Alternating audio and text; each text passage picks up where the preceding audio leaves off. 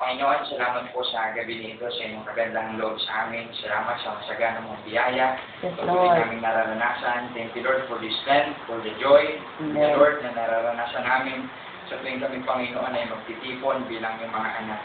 Dalangin namin sa gabi nito, patuloy niyo po kami pagharian. Patuloy niyo Amen. pong punuin ang kagalakan ng aming mga puso at sa pakikinig, Panginoon, ng iyong salita at sa aming pagbibigay, Panginoon, ng pakinig, ng focus sa inyo. Dalangin namin, Panginoon, na kayo pong manguna sa amin, bigyan niyo po ng karunungan ang bawat isa, lalo ng Panginoon yung lingkod na gagamitin, Yes, Lord upang God. malihayag ng klaro, Panginoon, Yes, ng Lord. iyong salita. Salamat, Lord, for the insights, revelation, Yes, at Lord. salamat, Panginoon, dahil yung ibababa mong mensahe sa gabi nito ay gagawin mo kami, Panginoon, lahat na mga recipients, Panginoon. Yes, Dahil Lord. ito ay blessings na nagmumula sa inyo. Amen. We thank you, Lord, kayo, Panginoon, ang maitaas sa aming kalagitnaan. Yes, In Jesus' Lord. name we pray. Amen. Amen. Amen. Ang ating pong verse na pagbubulahin sa gabi nito, Exodus po, chapter 1. Actually po, ito po yung isang buong story. Bali, ikwento ko po. Chapter 1, verse 1 po hanggang 22. At siguro po, alam na natin yung tungkol sa istorya po na nakalagay dyan sa chapter 1 ng Exodus, verses 1 hanggang 22. Amen. Dito po matatagpuan natin yung isang pangyayari kung saan yung bayan ng Panginoon o itong mga Israelita ay nanirahan pansamantala po sa Egypto. Lingkod po yung word na pansamantala. At mababasa po natin yan sa verse 1 hanggang 5. Sinabi po dyan sa verse 1 hanggang 5 na yung lahi po ni Jacob o ni Israel, ang bayan ng Panginoon ay nanirahan po roon. At alam po natin na pag sinabing Egypt, sinisimbolize po nito yung sanlibutan o yung lugar na prone sa hindi sa Panginoon o lugar na hindi sumasamba sa Diyos na buhay. Tumira po doon yung mga Israelites pansamantala. Bakit po? May plano po sa kanila ang Panginoon. Hindi na, ang plano sa kanila ng Diyos, alam po natin, yung dalhin po sila sa promised land o yung lupang pangako. May pinangako po siyang Panginoon sa kanila. Kaya sila dinala doon sa Egypt, pinatira doon pansamantala, kasi inihanda sila ng Diyos para sa promised land o yung lupang pangako. At pag sinabi po natin promised land o lupang pangako, ito po yung lugar na sabi nga masagana. Nandun yung mga pulot, mga honey, yung mga sagana po sa lahat ng pangangailangan o mga resources. Pag inimagine po natin, pag tumira tayo sa lugar na yon na maraming mga pananim or mga mapabuko ng yaman, masaya po tumira. At yun po yung pangako sa kanila ng Panginoon. Dito muna sila sa Egypt pansamantala, later on, dadalhin sila ng Panginoon doon sa lupang pangako. At this time po, na nasa Egypt pa yung mga Israelite, alam po natin ditong, mababasa natin sa chapter na to, yung dinanas po ng mga Israelita na matinding hirap o oppression, pang-aapi. At yung title nga po nitong ating mensahe sa gabi ito ay dinagyan ko po na oppressed but not crushed, persecuted but not abandoned. Ayan po yung inapi pero hindi tuluyang nagupo, pinersecute o inusig pero hindi pinabayaan ng Diyos. At mababasa po natin yan mula verse 6 hanggang 16. Yung dinanas po nila na matinding hirap Iba't ibang uri po ng pangangapi, mga kapatid. Mapabata man o matanda, mapababae man o lalaki, lahat po sila nagdanas ng matinding pahirap mula sa mga Ehipsyo. At sa bandang huli po, makikita natin yung pagkilos ng Panginoon para tulungan o i-rescue po yung kanyang bayan. Diyan po yan sa verse 17 hanggang 21 po. At halos na kwento ko na po sa inyo yung pangyayari dyan sa chapter 1. At the end po sa verse 22, basahin po natin yung sa dulo. Iniutos naman ng Paraon sa mga Ehipsyo na itapon sa ilog Nilo ang lahat ng lalaking isisilang ng mga Hebrea at bayaan lamang mabuhay ang mga babae. Isa po sa pahirap na naranasan nila, isipin po natin, walang exempted. Bata man o matanda, lalaki o babae, pinagtatrabaho po nila ng sapilitan, construction, workers, lahat. At naalala ko po yung pinanood nating dati sa mga bata, yung palabas. Kahit yung matanda na ubod-ubod na, pinagbubuhat pa. At habang sila nagbubuhat, hinahataw pa po yun. Baga po, matinding kalbaryo yung pinagdaraanan po ng bayan na to ng Panginoon. At makita po natin later on, hindi lingid sa Panginoon yung kalagayan ng mga natao. Ang Diyos yung gumawa ng paraan para ipagtanggol itong kanyang bayan. At dito po, isang panggising ito sa atin ng Panginoon. Ginigising po tayo ng Diyos, ginigising tayo ng Panginoon at nais siyang ipaalala. Sa time na to, nasa ang kalagayan ba tayo? Malapit na ba tayo sa Promised Land? Nandun na ba tayo? Nasa desierto na ba tayo?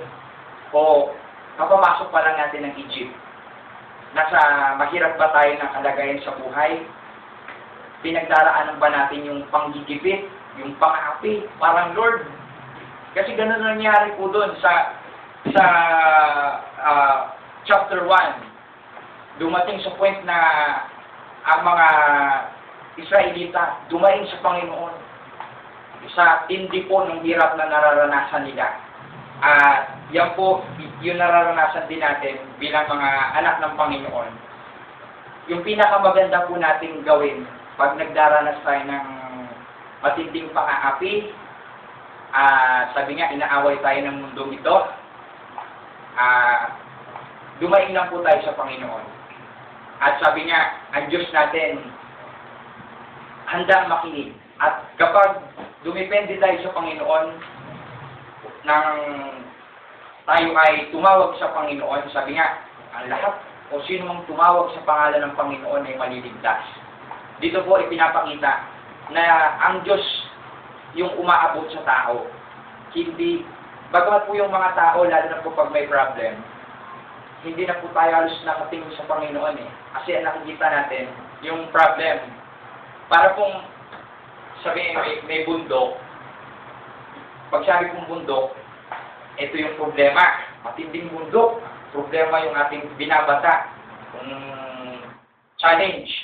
At pag kaharap natin yung bundok, halos bundok lang yung nakikita natin. Pero yung ginagawa ng Diyos para tibagin yung bundok na yon at yung plano sa atin ng Panginoon, yung promised land, after ng bundok na yon, ayun po yung gustong sabihin sa atin ng Panginoon sa gabi nito, na dapat nakikita natin yon. At paano po natin makikita? Siyempre po, through faith. Kasi sabi nga, pag sabing may faith ka kay Jesus, may faith ka sa Panginoon, kahit may problema, andun pa rin yung pagtitiwala mo sa Diyos. Hindi ka kung tumatawag ka sa Panginoon, buo yung tiwala mo sa Panginoon. Ang sabi po, yung pagkilos ng Panginoon nandoon. At sabi nga, tayong mga mananampalataya, we walk by faith po, and that by sight. By sight, ibig sabihin, nakikita natin yung problema, Pero dahil sa tayo ay nabubuhay sa pananampalataya at pagtitiwala sa Diyos, kahit nakikita natin yung problema, mas nakikita natin yung plano ng Panginoon ahead. At nung ito po ay pinagbubulayan ko, sabi ko, Lord, matinding oppression yung nararanasan ko personally hindi lang hindi sa pag-aaral, kundi yung habang nandito tayo sa mundo, ito yung reality po eh. Hindi tayo exempted sa suffering. Marami kasi nagsasabi, pag siya na daw ay na-born again at nakakilala na sa Panginoon, kailangan puro sarap na lang, wala nang hirap. At kaya po ganun, maraming mga mananampalataya umaalis ng church, hindi na nagsisimba. Kasi nga, yung tumatakbo sa isip, pag nagsimba sila, pagpapalain sila ng Panginoon, puro sarap, sarap, sarap. Pero pag dumating na yung hirap, ayaw na sa Panginoon. Sana po, sa sarap at hirap, tuloy tayo sa Panginoon. Kasi yun po yung sinasabi ng salita ng Diyos na hindi tayo exempted tulad ng mga Israelita, matindi yung hirap na dinanas nila. Pero makita po natin, hindi halos natin mabasa dahil medyo makapal po. Makapal at matindi yung greatness ng Panginoon na ginawa sa kanila. At hanggang ngayon pa rin po, mabalitaan natin ang Israel. Nandoon pa rin po sa oppression. Maging po tayo. Sabi niya, pati si Pablo, kinikipit tayo sa magkabil-kabila. At sa mga panahon po na to, tayo bilang mga tagasunod po ni Kristo, napapagod din tayo, nagugutom din tayo, na nanghihina din tayo, kasi hindi tayo Superman eh.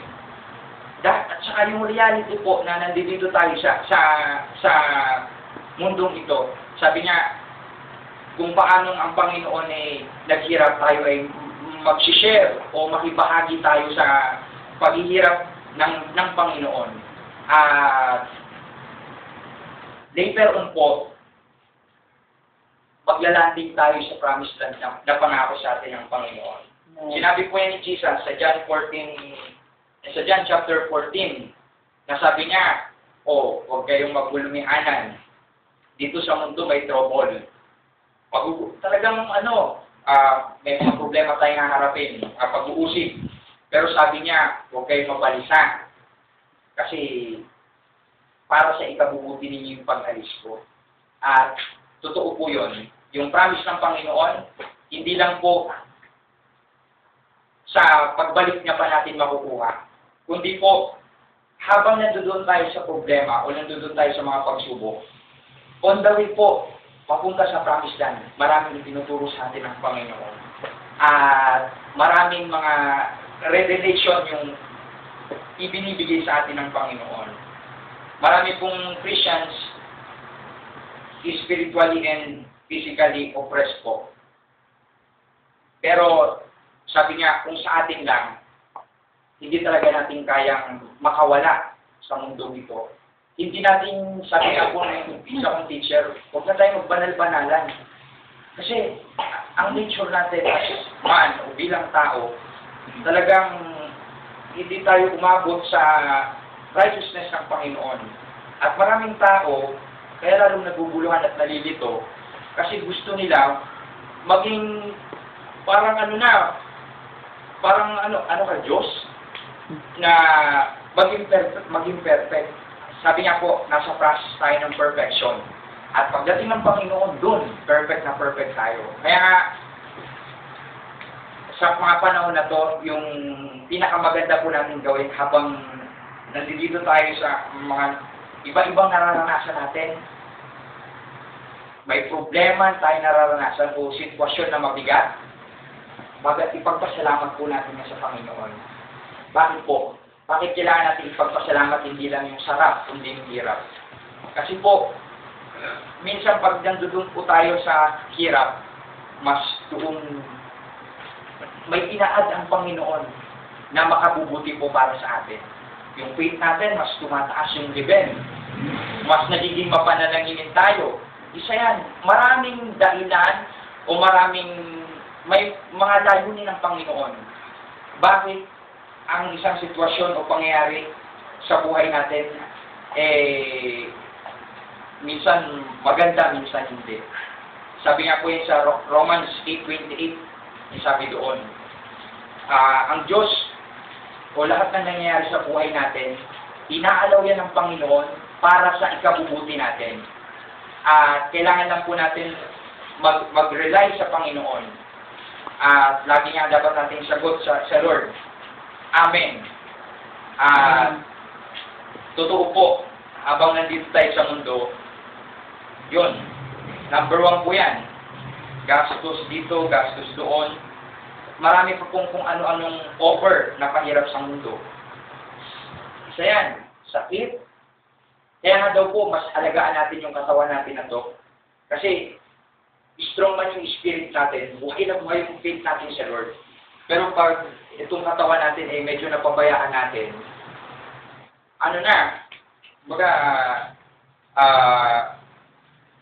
lugi na. Dahil ito yung kasangkapan para tayo makagawa para sa Panginoon at para yung number 1 po dyan, mapulfill natin yung Great Commission ng Lord. Kasi habang po may buhay, may pag-asa, at habang po buo yung katawan natin at huminga tayo, yung purpose natin, mahirap man yung pinagdadaanan natin hindi, dapat lagi yan nakasentro sa Panginoon. Kaya tayo nabubuhay ngayon, para na yan sa Panginoon. Amen. Pag nabubuhay pa tayo, dahil nagtatrabaho tayo sa mga taga-Egypto, o hindi natin alam yung purpose ng Panginoon, ito yung plan ni Lord para sa atin, sayang. Yun yung sinasabi nga nila pong walang kabuluhan yung buhay. Yung word nga po na mababaw doon, sabi nila, walang kwenta yung buhay. Paano po masabing walang kwenta yung buhay ng isang tao? Pag ang buhay po niya hindi niya ginagamit para sa Panginoon. At ano ba yung sintomas na ang isang mananampalataya o believer ay spiritually oppressed? Isa po sa mga sintomas nito pag tinatamad mag-church o umatin sa gawain at yung ating daily Bible reading o devotion natin, yung pag-pray natin, pag-worship natin. At ito po, yung pinakatalamak, maraming umaalis sa paglilingkod sa Diyos. Bakit po? Mas gusto nila yung magtrabaho doon sa labas. Gusto hindi sa gawaing makalangit, kundi gusto yung gawaing makasanlibutan. At marami pa pong mga bagay na may kaugnayan sa Panginoon na inaayawan ng tao. Gustong pagpalain ng Panginoon ang kanyang mga anak, gustong palayain ng Panginoon ang kanyang mga anak, gusto niyang iligtas lahat ng tao sa mundong ito. Pero, sabi nga, kung ayaw ko magbaligtas, yung intensyon o yung plano ng Panginoon sa atin lagi maganda. Pero, yung reality po, yung tao yung tumatanggi o umaayaw. Kaya nga, kukunti lang yung umaattend sa revival night or but konti lang yun ang pumupunta sa gawain ng Panginoon. Kasi po hindi nila naiintindihan yung talagang layunin sa kanila ng Panginoon na dapat nagbibigay tayo ng time para sa Panginoon at para yung faith natin maiangat pa. At yun po, isa pa doon, baka sobrang busy tayo o abala sa makamundong mga bagay. Paglinggo, hindi nagsisimba. Isa yan. Kasi ang nasa isip ng tao, kumita, maghanap buhay. Hanggang sa yung isip niya, nandoon, puro na lang, pangangailangan. Sabi nga po sa lesson 1 ng 7 fundamental natin, pag pinaglista ka ng Panginoon, pag pinaglista ka, mga pangangailangan mo, napakarami, hindi po maubos-ubos. Nasa tiyampa lang ng nanay, pagkalabas, pagkamatay, may mga pangkailangan pa rin po. Pero pag tinanong natin tao, dalawa naman sa gawain. Ang rason po, hindi, may kailangan kong kumayod. Hindi matatapos yung kayo. Marami kang pangangailangan sa mundo na ito. Pero sino yung number one na kailangan mo? At alam po natin na ang dapat na number one or what, kahit hindi kung ba nasa number 2 pa lang, hindi pa natin kaya, compress pa rin tayo.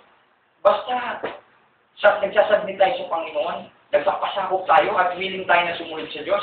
Sabi nga, pag ginusto mo, sabi ni Lord, anak, ito yung gusto ko para sa buhay mo. Ayaw mo naman. Lord, ayaw ko niyan, ito yung gusto ko.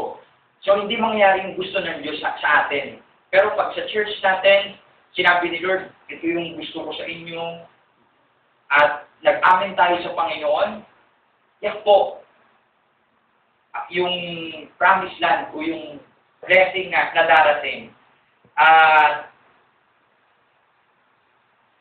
Gusto ko pong buksan natin yung Philippians 3:20. Kasi kwento yung sa una po. Philippians chapter 3 verse 20. Ang sabi po dito, saan ba talaga tayo nakatira, mga kapatid? Taga dito ka ba o taga doon? Taga saang planeta ka ba o saang lugar? Ano ba talaga yung tunay natin na titirahan? Verse 20, sa kabilang dako ang langit ng tunay nating bayan. Mula roon hinihintay natin may pananabik ang Panginoong Jesucristo, ang ating tagapagligtas. Saan raw po yung ating tunay na bayan? Taga dito ka ba sa earth? Ikaw ba ay citizen ng mundong ito? Ang Diyos ba natin ay pangangailangan sa mundo na ito?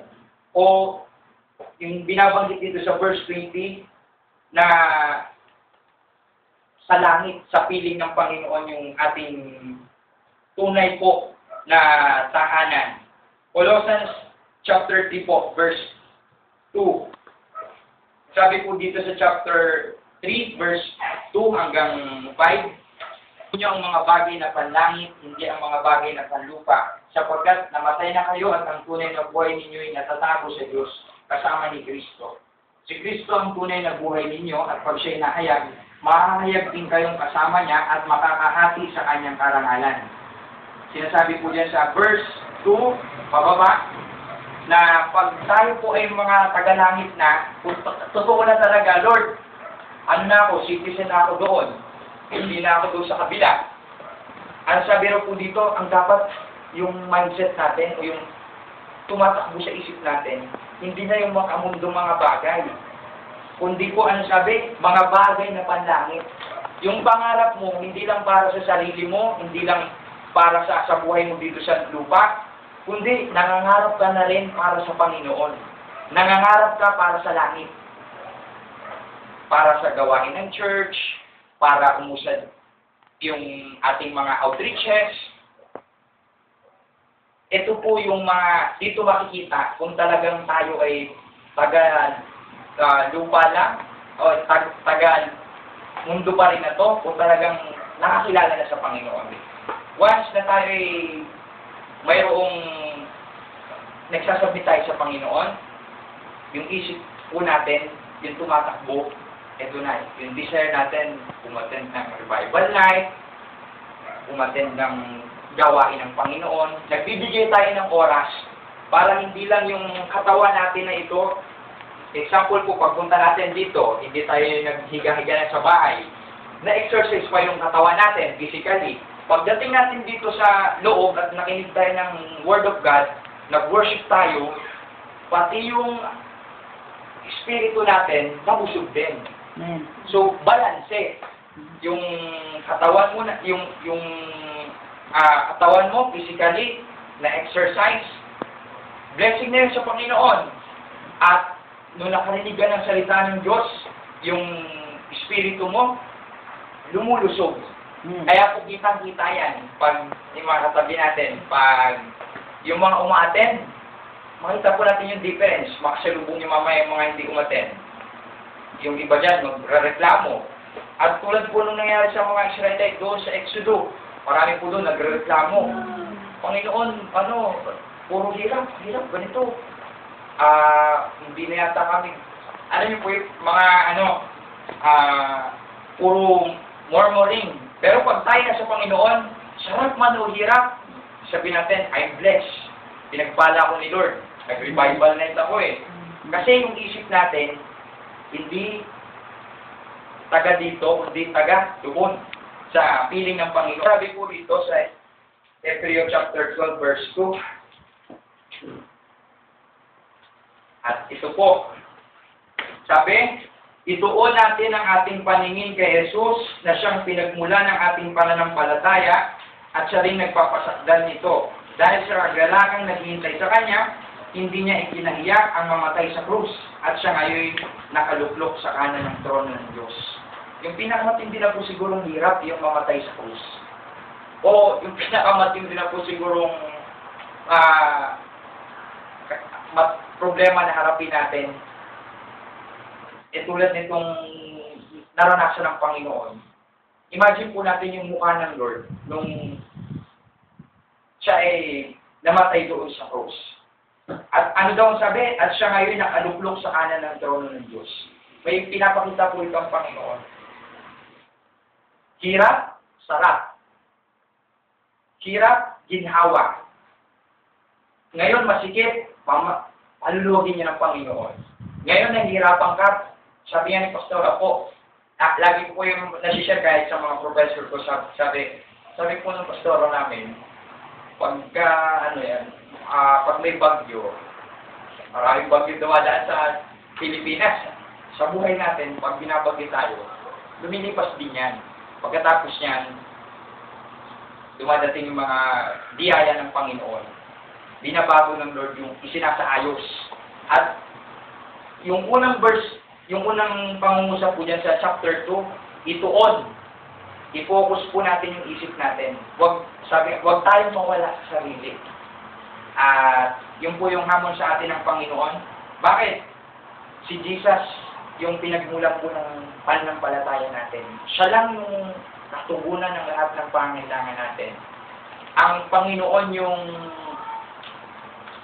sabi, magpapasakdal nito. O yung, siya yung perfector o yung finisher ng ating faith. Kaya dapat, hindi lang tayo nagsimula, tatapusin din natin. Parang kanina po, nag-opening prayer tayo, mag-closing tayo, or nagsimula tayo, magtatapos tayo. Siguro po ngayon, kung ano man yung pinagdadaanan natin, nasa kalagitnaan na ba tayo? Mahirap pa yung pinagdadaanan natin? Tuloy-tuloy lang po. Pag umatras kayo, lalo mahirap. Kasi babalikan nyo yung pinagdaanan nyo na ulit mahirap lalo pang titindi yung hirap. At may pangako po ang Panginoon. Nawa, huwag tayo manatili sa Egypt, kundi po marating natin yung promised land ng Panginoon. At isa po yan sa testimony ko po, ng mga time first year of second year. Because Lord, sabi nila, pag nag-pastor daw ng pera, sabi nila yon, pag nag-seminary, naglingkod sa'yo ng pera, totoo ba yun? Hindi yan. Kasi ang isip ng tao, yung tunay na kayamanan, pera. Hindi. Napupunit din yun. Mawawala din yun. Yung tunay na kayamanan, isa Panginoon. At hindi yun nasisira.